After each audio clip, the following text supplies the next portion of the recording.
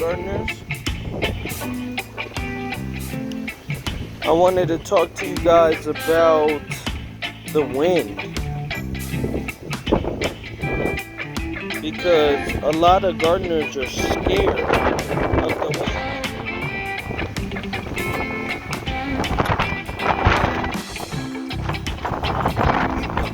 Certain plants, sorry about the wind, guys, but you have certain plants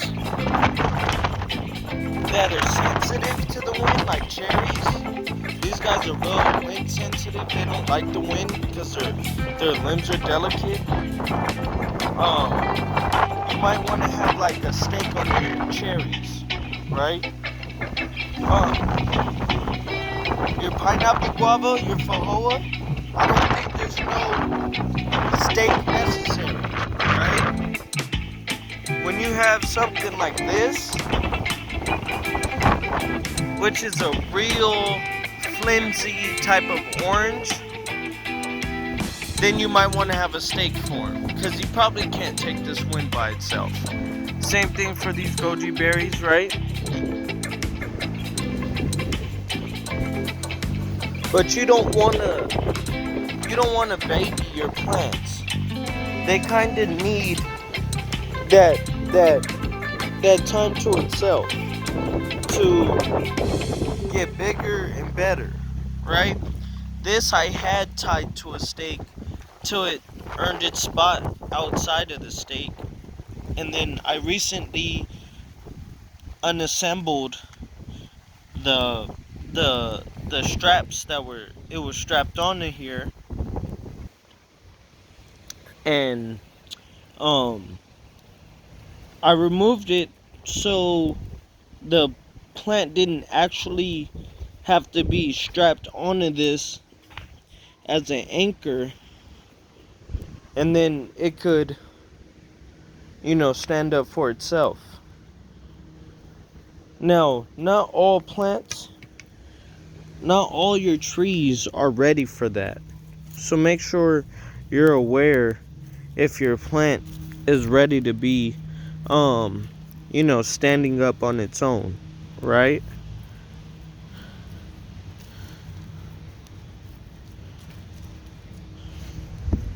If your plant's good enough to stand up on its own, then let it, right? Even if it's windy. That's what it's made for. That's what will make it strong, right? Now here's an example. Here's an example of a plant that needs to be staked up. Like, this guy needs to be staked up. He's just not strong enough yet, right? He's just not strong enough yet. So he needs to be staked up. I haven't had time to stake him up, or I just haven't, I guess I would say. I just, like, the other day cut a piece of the green onions and tied it with that. Yeah, use what you got, guys. Doesn't have to be all perfect. Really doesn't. But I know for this to hold fruit as much as it's looked like it wants to fruit, I would definitely need to have it better on the stake, right? So yeah, I just wanted to talk to you guys about, your plants and the ones you have staked. Even like your tomato cages and things like that, they're not always necessary for your plants. And just know the difference. Know the difference if your plants need a stake or not.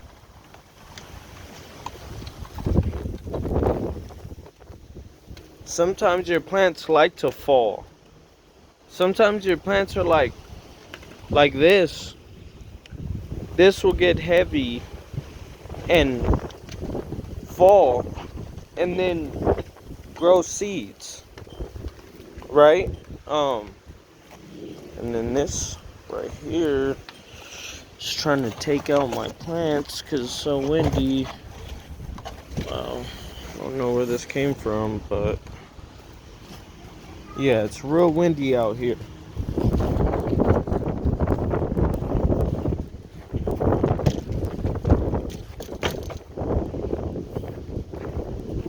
Hopefully it won't make it over that fence. But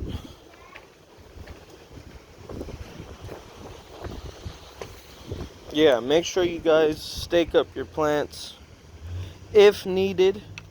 If not, if it doesn't need a stake, then allow it to do what it needs to do. If it needs a stake, put it on a stake. If it needs a stake, put it on the stake. Right now, I haven't done it because, you know what? I'm actually allowing a little bit of stress on the trunk as well, just so the trunk will be stronger, right? Because it has a good nutrition. You could tell that by the flowers it's producing that there's good nutrition in here, so that should provide the trunk to get a lot more stronger, right? So it's just gonna take time. Right now it's reaching for the sun. There is none, so I'm gonna let it just hang out. Here, as you can see, we got rid of the stake because, you know, this is able to... Okay, looks like we got ants crawling up the trunk of our tree, which we know is not a good thing because they will attack our fruit. They will attack our fruit. So, for now on, I'll be more on that, making sure these guys aren't doing that. But as you can see, we no longer have a stake for this because it can now hold itself, right?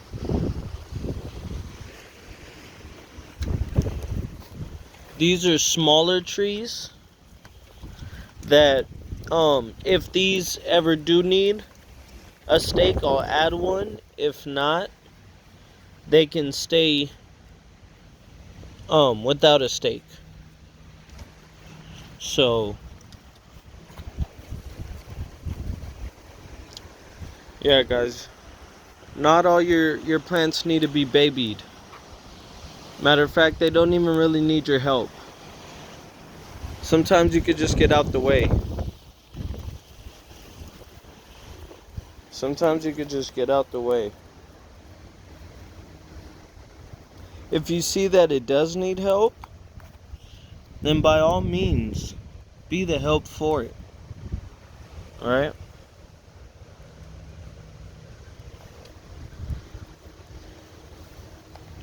I want to teach you guys also about a cut and come again method. Like vigorously cutting your plants so they'll grow more vigorously. This is a lemon tree, and I actually cut the top off, and you're gonna see a lot more growth come from this for doing that. I also cut the top off this pepper here to see some growth. I cut the top off of a lot of this lemon thyme. Cut the tops off of a lot of this silver thyme. Just cut the top off,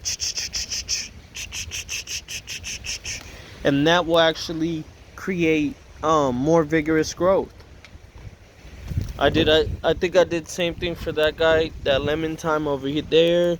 This thyme doesn't need any help. It's actually just growing pretty vigorously. Pretty happy with it. Like I said, these are flowers that you can just pick.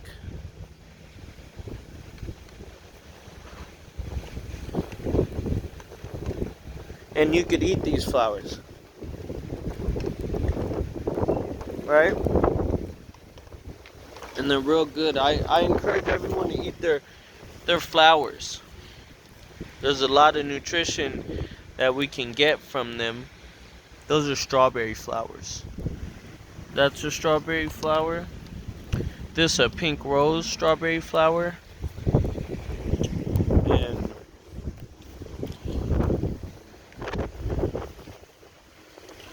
as you can see, we have a lot of production. We got a flower coming from that pepper there. But yeah, Same thing with your green onions. Harvest the old leaves and it'll grow more, right? Chamomile, a lot of plants are herbaceous. So herbaceous means when you cut it, after you cut it, they'll actually grow back even more vigorously. I cut all the tops off this chocolate mint. So I'm expecting a real growth explosion from this chocolate mint real soon, right? I think I did the same thing for some of this spearmint. I'm kind of careful with the spearmint and the orange mint because, yeah, these guys will grow. These guys will grow, and you'll almost regret it. This chamomile too. Chamomile will grow and almost take over. But it's the loveliest sight though. I love to watch the chamomile.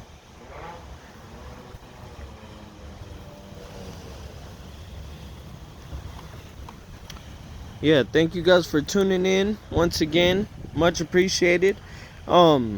Like I said, if you haven't got to planning anything, don't let the weather stop you. Yeah, it's very windy.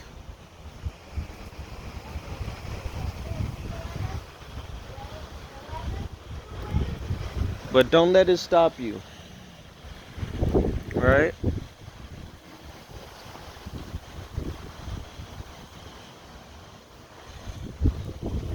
Appreciate it, guys. Don't forget to subscribe if you're new here. I'm gonna be doing this all year. So let's talk about it. Let's learn. Don't forget to like the videos if you've learned something. Like the video if you already watched a video and you learned something. Go back and give me a like. I would very much appreciate it. That's what helps out here.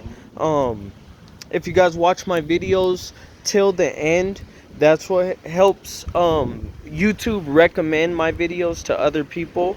I am learning. This is just the beginning for me, so I'm learning how to get better with the camera and everything. Right now I'm utilizing what I have so I can get started for you guys and get everybody growing. So thank you guys for tuning in. And if you have put something in the dirt an influence to me, put it in the comment box. Put it in the comment box. Let me know what you're growing. Let me know what you're growing so we could talk about it. Let me know so we could talk about it. Get some peach trees, some stone fruits in the floor, guys.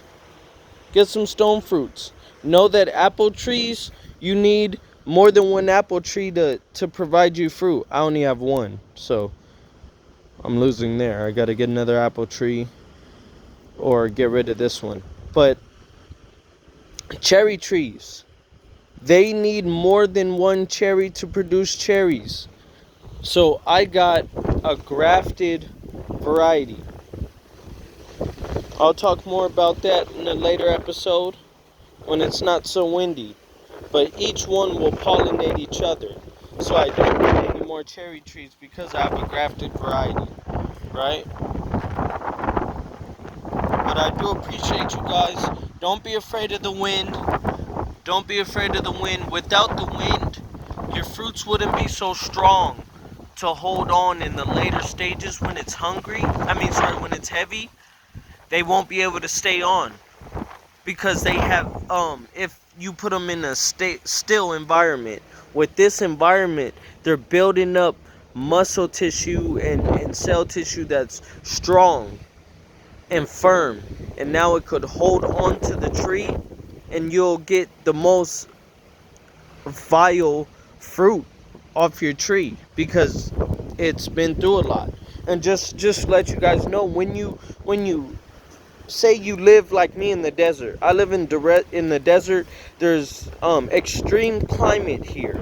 So I grow my food here, which since my food has grew up with the extreme climate and I'm eating that food, that makes me more durable to the extreme climate, because what I'm eating has made it through the extreme climate.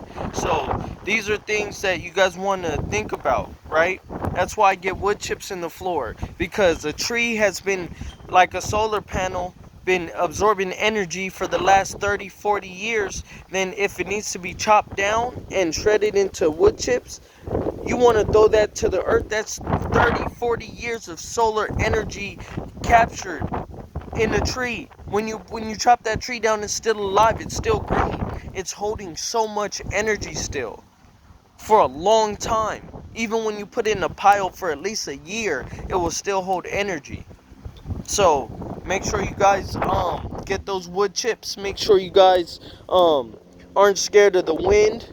Some plants do need wind protection, like cherries. They don't like there's a lot of plants that don't like wind per se, but um other than them few plants, I don't know any specifically. If you do, comment down below so we could talk about it, right? Let's talk about it, guys. Thank you guys for tuning in. Have a wonderful grow season.